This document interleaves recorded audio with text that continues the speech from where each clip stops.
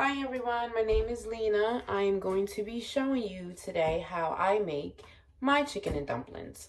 Okay, this is a pretty easy recipe to follow, so like and subscribe and keep joining me for my future videos that are coming. Okay, let's get started. Now, you can use a whole chicken, or you could even have like a leftover chicken roaster that you did the night before, whatever, you can shred that up and use that. Or like me, I like it fresh. So, okay, this is what I have. So I'm just gonna wash them and get them ready to go in a pot so they can boil. And we'll be back. Okay, we're back. Now, I washed the chicken and I'm using this large pot, which is pretty big. And I have the water halfway filled. I seasoned it with salt and pepper. And you want enough water in there for the whole chicken to be covered. Just enough. And let it boil until... Okay, so we are back.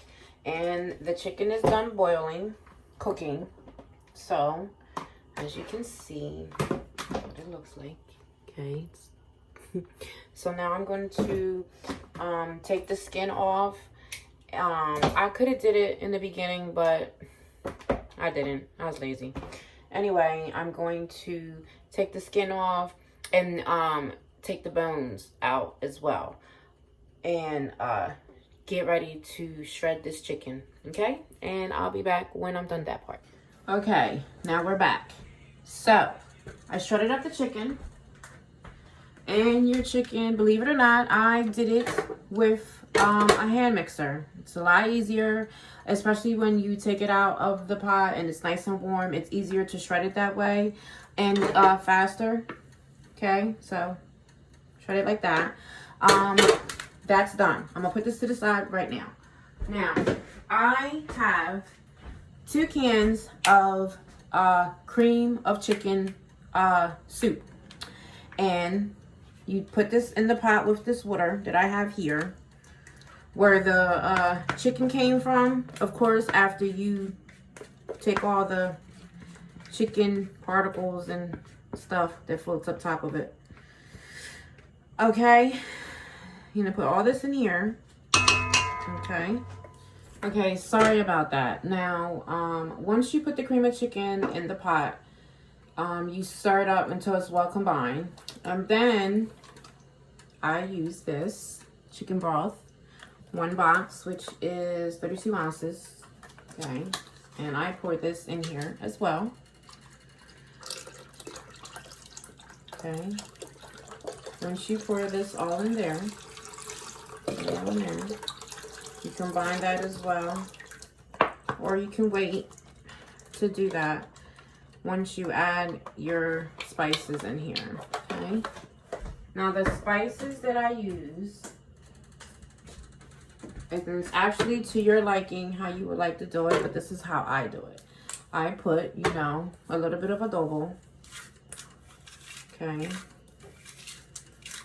if I can open it.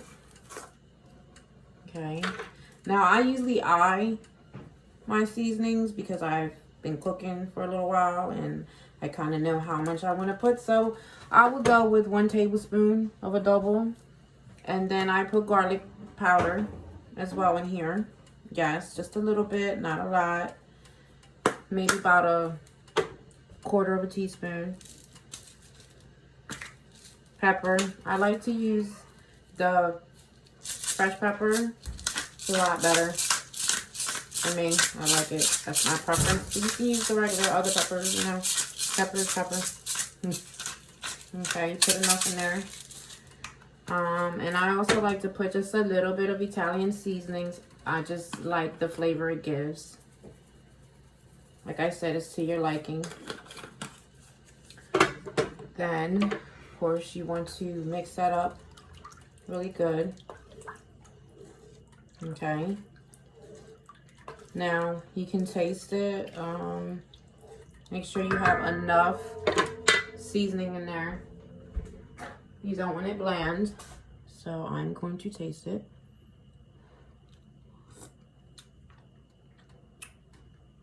pretty good. You can go for a little bit more pepper.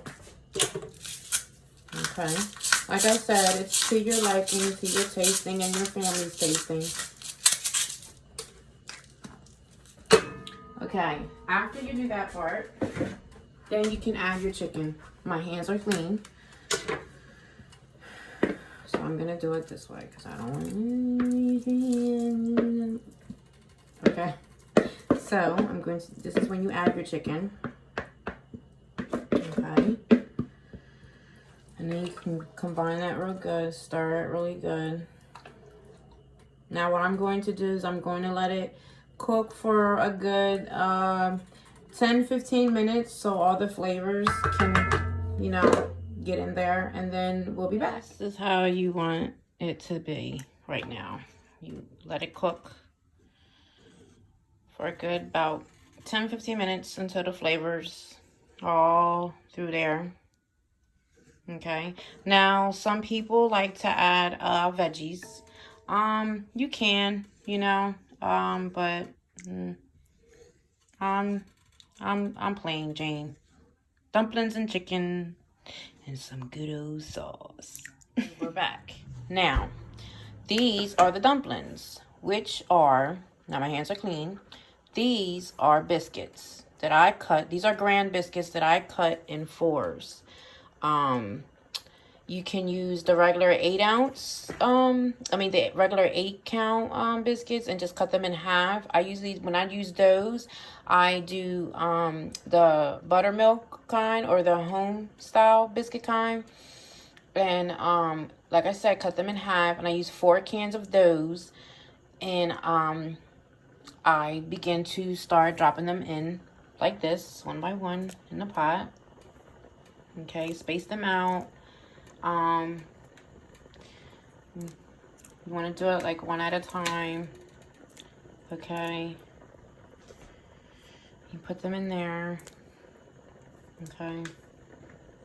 Like so.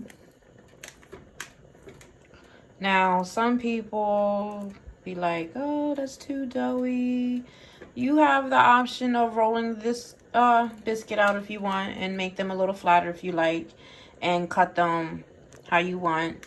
You can have small pieces, little small chunks, whatever it is to your liking. I wouldn't make them too small because you don't want it to be too, like, I don't know, mushy kind of like.